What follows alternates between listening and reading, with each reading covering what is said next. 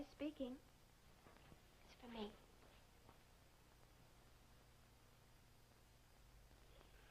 What's the matter with you today, Connie? Oh, I thought it might be for me. I was expecting to hear from Elliot. Oh? I should have discussed this with you before. Well, there wouldn't have been much chance of getting Allison off the ski slopes.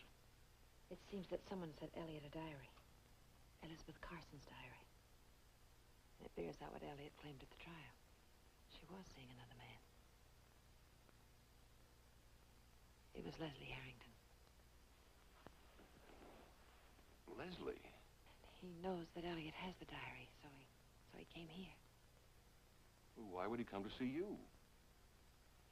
He admits that he knew Elizabeth well enough that she confided what she suspected. That Elliot was seeing me in New York. And he came here to threaten you? He told me to persuade Elliot to give him that diary. Or he'd tell what he knew about Allison. Did you tell this to Elliot? I did, but I wish I hadn't. I don't know. There's no telling what he'd do. I know what I'd like to do. I'd like to... It was a funny phone call. Who was it, dear? Paul Hanley. Oh? What did our young professor have to say? That was what was so funny. He didn't say anything. He said hello, and then he went on and on, all about nothing, which isn't really like Paul Hanley. I got the feeling he was trying to say something, and he didn't.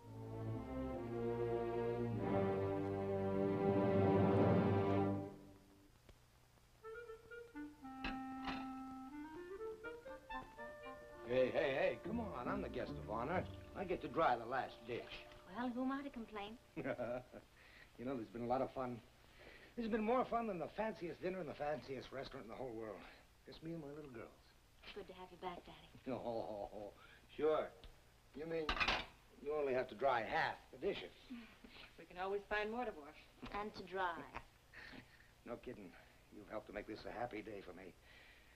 Now, I've got a little surprise for both of you. A surprise? Yep. Come on, in the front row. Come on, I'll show you. Come on. Ladies, I am about to reveal the new George Anderson. And who is that, you might ask? George Anderson, the football player, the scholar, the salesman? Huh? No, sir, you are wrong on all counts.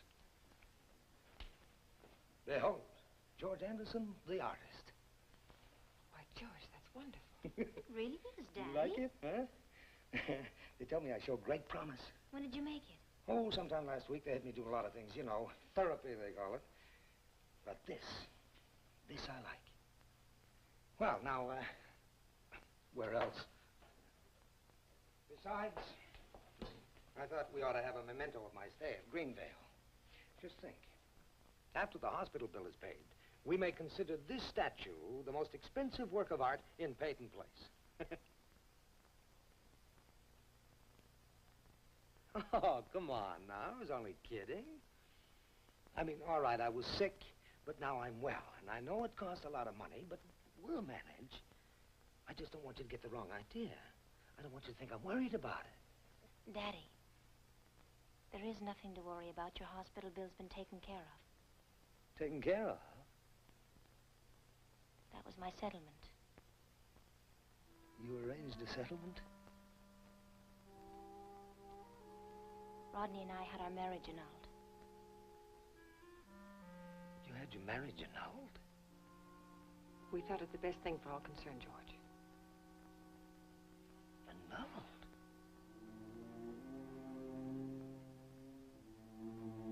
But you could have had a divorce. I know.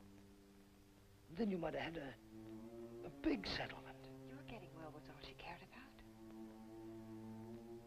And that was the settlement? My hospital bills, nothing more. Nothing more.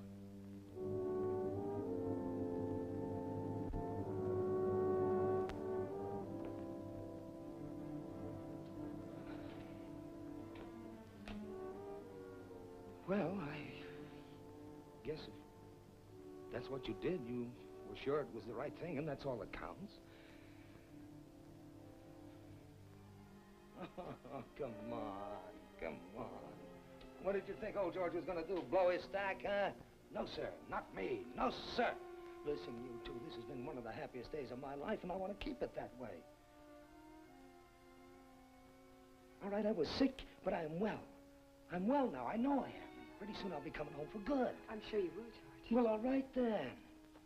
Let's treat me like the king I am, eh? How about a little service around here, please?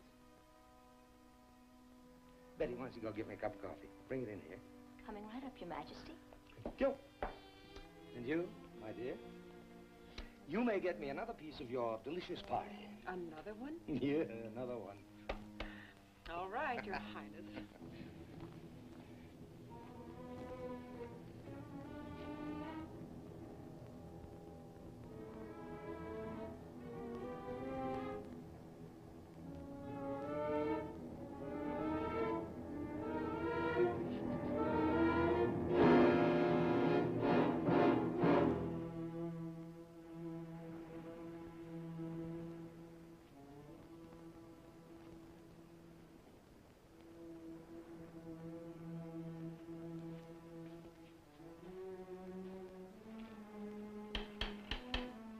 In?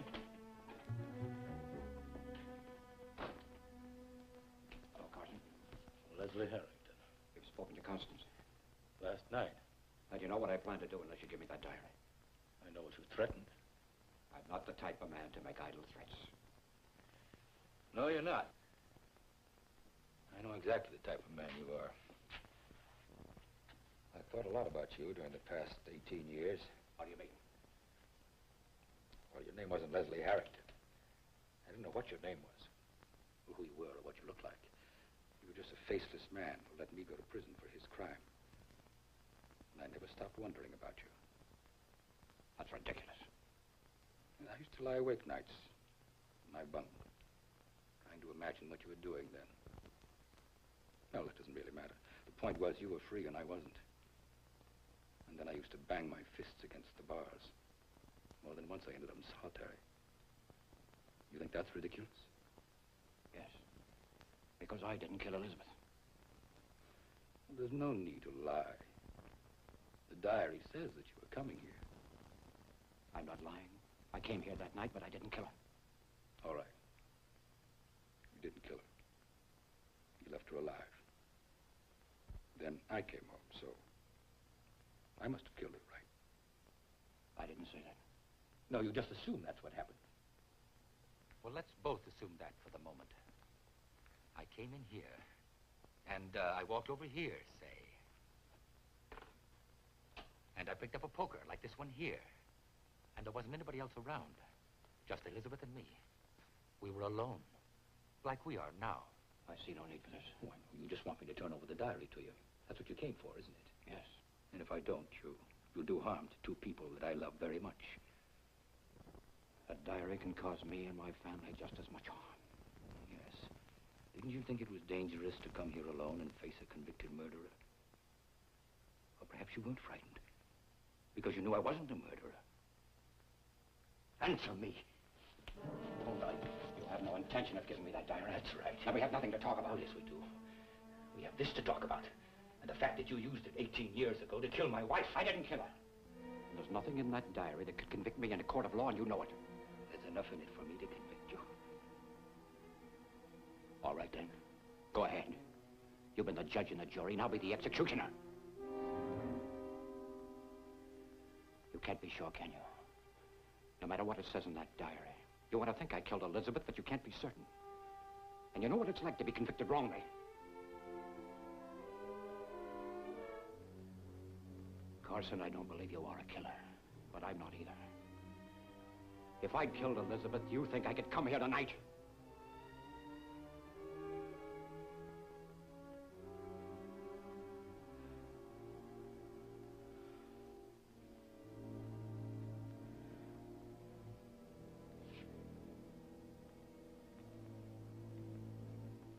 You talk very well, Harrington.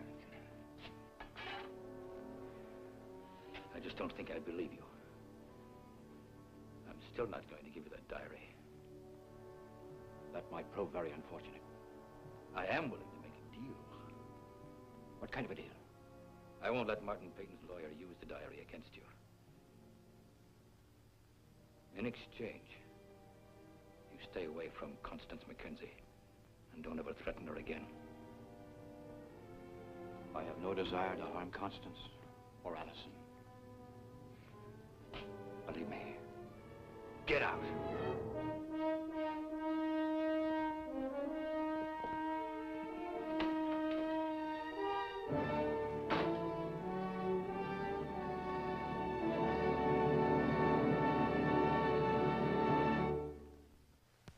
Preview from the continuing story of Peyton Place. Elliot, I want you to give me back that diary. Now, look, Paul. Well, what are you going to do? Threaten to destroy me instead of Harrington? We'll fight you to the bitter end. Don't make that mistake. It would be a very serious one. You can't even imagine the consequences. You and your crowd, you stay away from my brother.